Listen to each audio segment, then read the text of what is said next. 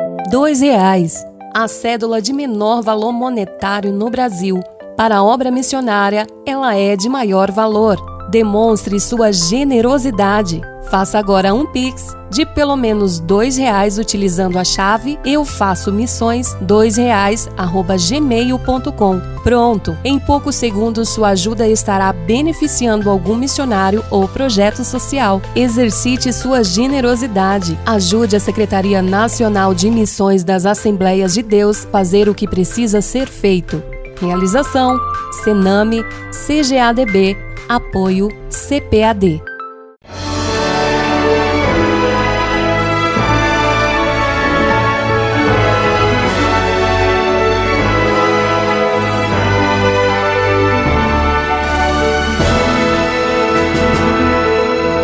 Subsídios. Lições Bíblicas Adultos. Lição 13. Renovação da esperança. Eu quero cumprimentar vocês nesta última aula que estamos tendo nesse trimestre e quero, de fato, desejar que os professores sejam inspirados a dizerem muito mais do que aquilo que eu tentei dizer numa revista de escola dominical. Eu tenho certeza que se você estudar a lição e acompanhar com o livro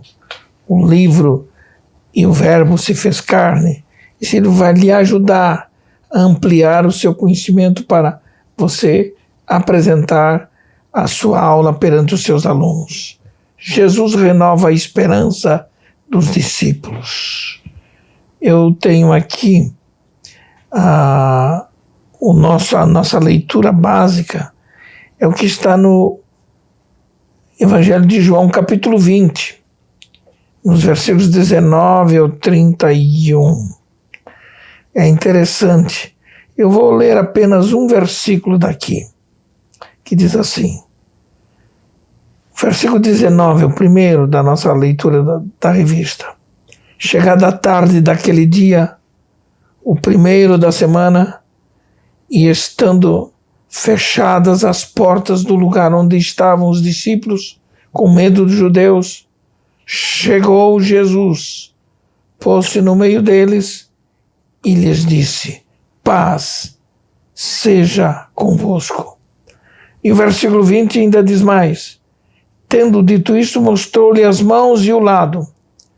E os discípulos se alegraram ao verem ao Senhor. É interessante considerar toda essa leitura pelo enredo que envolve a participação de outros discípulos de Jesus, como Tomé, que quis ver e pôr o seu dedo no lugar onde Jesus havia sido ferido, no lado, nas mãos, nos pés. E Tomé, então, entendeu que Jesus, de fato, havia ressuscitado. Deixa eu dizer isso para vocês o seguinte. Na segunda aparição de Jesus aos seus discípulos, homens e mulheres, o cenário é outro completamente diferente. Por quê? Porque o sepulcro continua vazio. E agora, os discípulos ainda estavam assustados e escondidos dos olhos dos transeuntes de fora da casa onde todos eles estavam reunidos, com portas e janelas fechadas. Era uma casa em algum lugar na cidade de Jerusalém. Não era mais na madrugada do primeiro dia da semana, mas já era a tarde daquele primeiro dia da semana, que Maria Madalena levou aos discípulos de Jesus a mensagem de que ela teria visto e falado com Jesus ressurreto.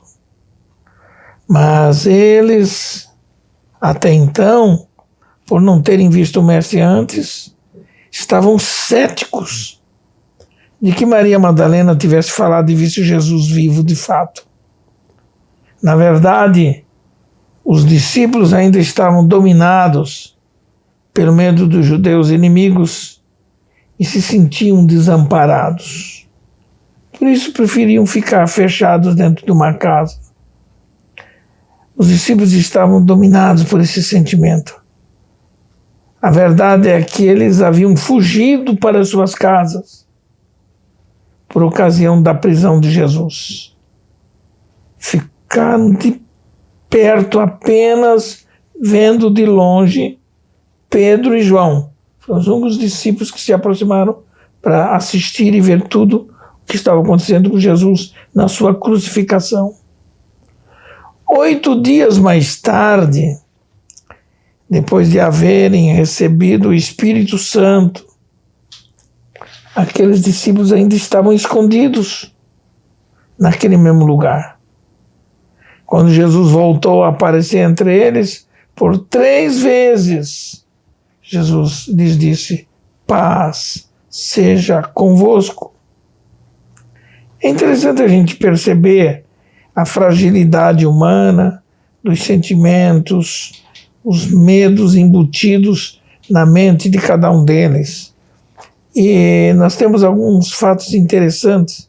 São algumas ocasiões em que Jesus se manifestou entre os discípulos. Pelo menos existem 10 registros das suas aparições aos discípulos. 10 registros. Durante os 40 dias entre a sua ressurreição e a sua ascensão ao Pai, antes de subir ao Pai, temos pelo menos registradas 10 ocasiões em que Jesus apareceu aos seus discípulos. Suas aparições aconteceram primeiro a Maria Madalena junto ao túmulo vazio. Está lá em João, no capítulo 20, versículos 11 a 18. Depois, Jesus apareceu às mulheres que voltavam da sepultura para anunciar aos discípulos que o túmulo estava vazio. Está lá em Mateus, no capítulo 28, versículos 8 a 10. Depois, Jesus aparece a Pedro, em Lucas 24, 34. Depois, Jesus apareceu aos discípulos que foram pelo caminho de Emaús. E isso aconteceu ao anoitecer do primeiro dia. Está lá em Marcos 16 e 12. Depois, aos discípulos reunidos em uma casa em Jerusalém, quando Tomé, um dos discípulos, estava ausente. Está lá em Marcos 16, 14. E depois em João, no capítulo 20. Depois Jesus aparece de um modo especial entre todos, mas com Tomé presente naquela reunião. Está lá em João 20, 26 a 31. Logo depois, Jesus aparece a 7 discípulos que estavam junto ao mar da Galileia, querendo voltar para a pesca. E aparece, por último, aos apóstolos e mais de 500 seguidores de Jesus. Está lá em Mateus, no capítulo 28, e Marcos 16. Finalmente, Jesus apareceu a Tiago, que era meio-irmão de Jesus. E a sua última aparição aconteceu na sua ascensão, ainda no Monte das Oliveiras. São 10 ocasiões diferentes. E ali eles entenderam o fato de que Cristo de fato havia ressuscitado. No texto de João 20, 22 e 23 está registrado não apenas a sua aparição aos discípulos, mas quando ele soprou sobre os discípulos o Espírito Santo e lhes disse: recebei o Espírito Santo. A gente aprende aqui algumas lições preciosas para o nosso cristianismo. E a primeira lição é o fato de que a ressurreição de Cristo se constitui no ponto máximo da fé cristã. A igreja só existe por causa da ressurreição de Jesus. Paulo escreveu aos Coríntios dizendo: e se Cristo não ressuscitou, logo é vã a nossa pregação e também é vã a nossa fé. Essa foi a primeira grande lição. A segunda lição que nós aprendemos aqui é que a ressurreição de Jesus foi e é um fato indiscutível que renova a certeza e alegria de que Jesus está vivo para sempre.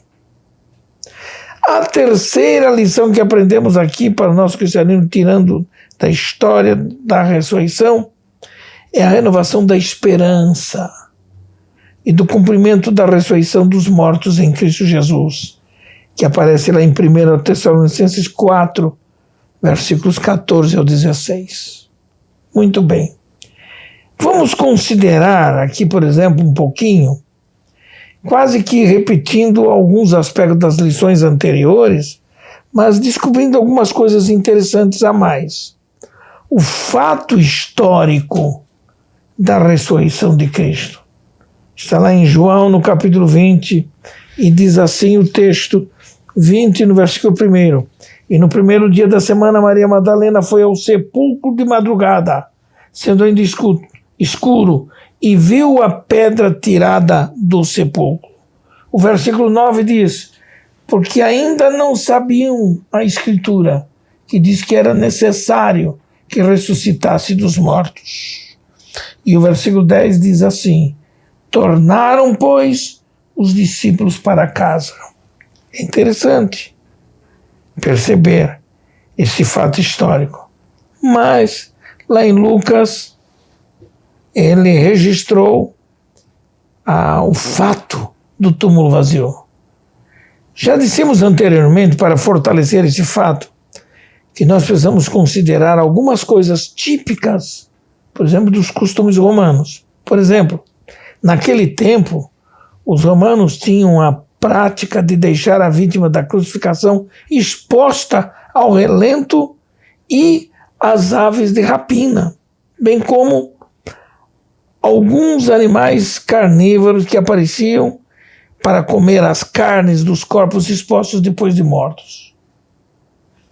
Então aparece no cenário José de Arimateia, que era dono de uma sepultura nova, bem próximo do lugar do Monte Calvário. Esse homem, gentilmente, cedeu aquela sepultura nova, nunca usada antes, para sepultar Jesus. Ele fez mais do que isso, tendo coragem de se expor como discípulo secreto de Jesus e pedir diretamente a Pilatos que lhe concedesse o direito de tirar o corpo de Jesus da cruz e sepultá-lo decentemente. Que coisa maravilhosa. Está lá em João 19:38. Mas me chama a atenção um detalhe interessante da sepultura.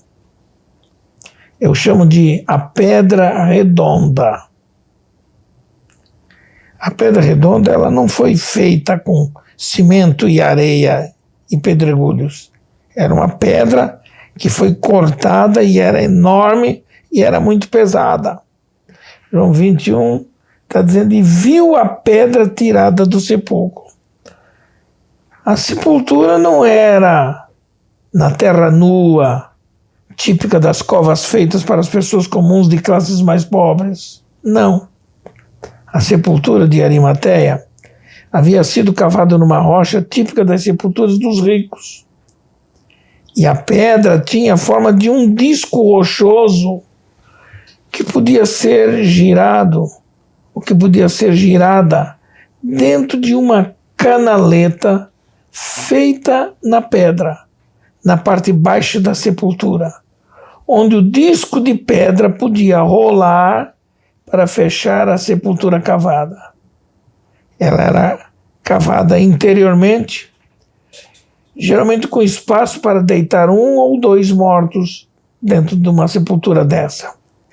Milagrosamente aconteceu a ação poderosa dos anjos do Senhor, em que o disco de pedra que requeria força para fazer rolar naquela canaleta em frente, ela foi removida pelos anjos de Deus que vieram dar assistência ao Senhor Jesus Cristo, ao Cristo ressurreto.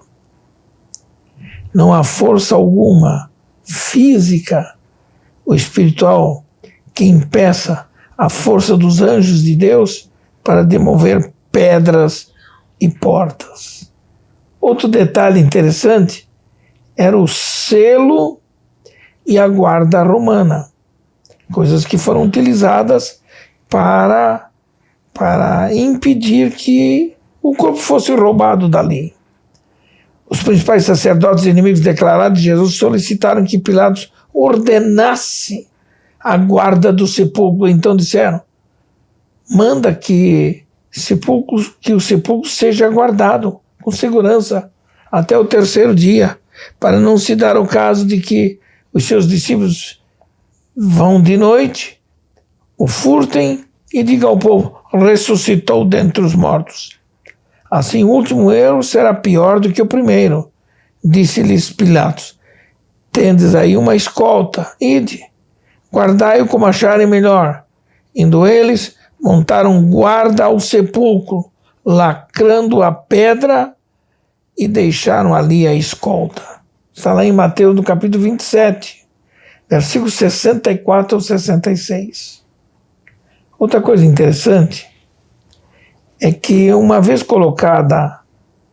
foi colocada aquela pedra redonda na entrada, que não podia ser movida facilmente, foi colocado um lacre, ou seja, um selo impresso com o anel do rei ou do governador.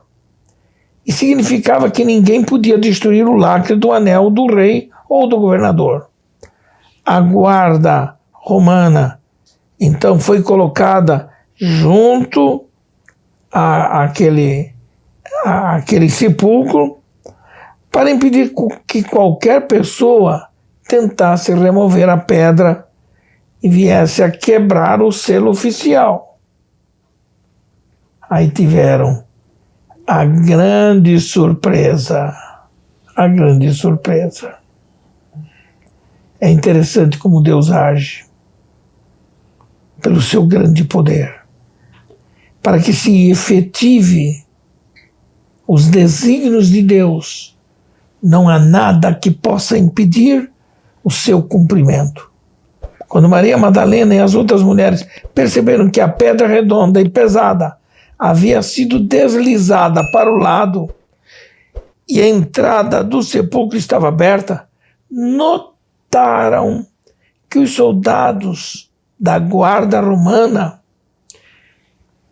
estavam desmaiados de terror e de medo, porque os anjos de Deus chegaram e removeram a pedra.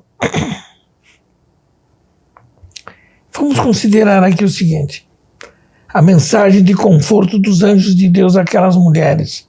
Está lá em Marcos 16, de 6 a 8. Ora, o que aquelas mulheres se depararam foi com a presença daqueles seres celestiais. E eles as consolaram, dizendo: não tenhais medo, não tenhais medo. Ele não está aqui, ele já ressuscitou. Aqueles anjos de Deus ainda lhe mostraram um lugar vazio, no interior do túmulo vazio. Hoje é o Espírito Santo Consolador quem glorifica Jesus mediante a sua obra expiatória na vida das pessoas. Os inimigos de Jesus, na verdade, ficaram calados ante a evidência do túmulo vazio. Era de fato o testemunho silencioso da ressurreição. A vida dos discípulos foi transformada poderosamente e a igreja, de fato, foi estabelecida após o Pentecostes. O texto de Atos 2, 31 e 32, naquele grande e belo sermão de Pedro, revela o conhecimento que Pedro tinha das Escrituras. Ele não era exatamente um indouto, um analfabeto, não. Ele lia, ele sabia ele podia falar dessas coisas. E ali aconteceu uma coisa interessante, é que Pedro disse: Deus ressuscitou a este Jesus, do que todos nós somos testemunhas, de modo que, exaltado pela destra de Deus e tendo recebido do Pai a promessa do Espírito Santo, derramou isto que vós vedes e ouvis agora. Está lá em Atos 2, 31 e 32. Outra coisa interessante é que a partir desse momento, o que fortalece a nossa esperança? É a doutrina da ressurreição. E a formação da doutrina da ressurreição foi uma formação maravilhosa e extraordinária que foi baseada em fatos e não em ideias. Para que se formasse essa doutrina, foi necessário que o testemunho e as evidências da ressurreição estivessem presentes. Porém, sempre um porém nessas histórias.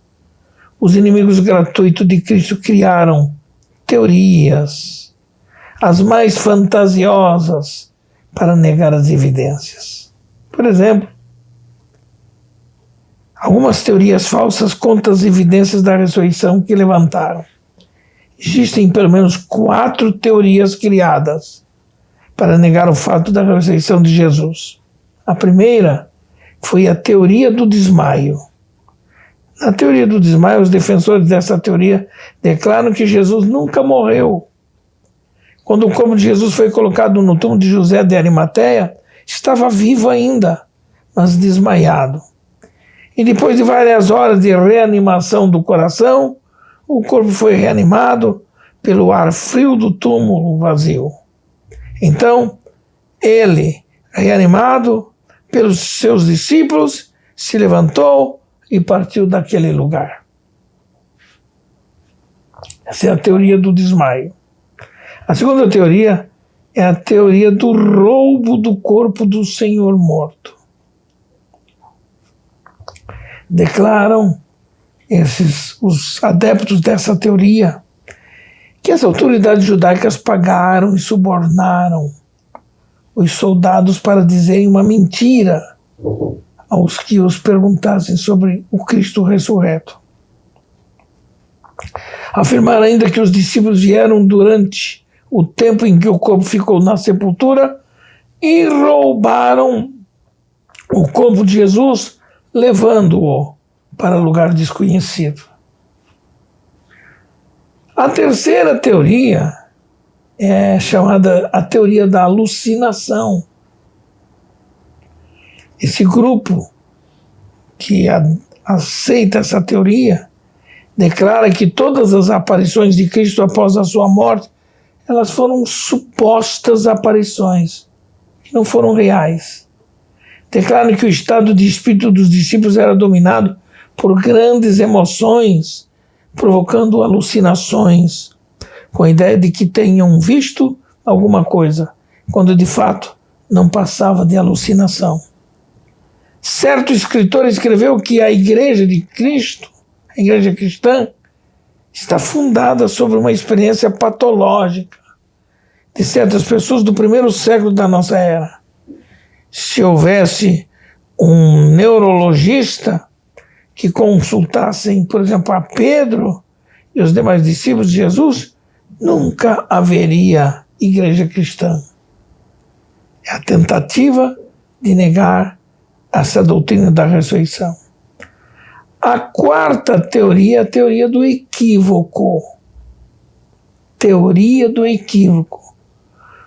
Uma teoria que levanta dúvidas quanto à visita das mulheres que foram ao túmulo, que de fato elas se equivocaram e que foram a outro sepulcro, não o sepulcro de Jesus, pois havia muitos sepulcros na época. E declaram que o encontro de Maria Madalena não foi com Jesus vivo, mas foi de fato com o jardineiro e não com Jesus. Essas teorias todas caíram por terra, porque as evidências reais do Cristo ressurreto são indiscutíveis e inconfundíveis, fortalecendo ainda mais o fato de que Jesus realmente ressuscitou. Eu espero, meu amado professor de escola dominical, superintendente, que você, ao ler essa matéria, no último capítulo do livro que escrevemos, você terá uma ampliação ainda um pouco maior para explorar esse assunto. Mas o que importa é que tudo que nós dissemos aqui visa essencialmente fortalecer a fé e a esperança daqueles que aguardam a vinda do Senhor Jesus. Que você seja feliz. Que estas lições todas tenham servido de bênção para o fortalecimento do seu cristianismo, da sua fé na pessoa de Jesus. Deus o abençoe.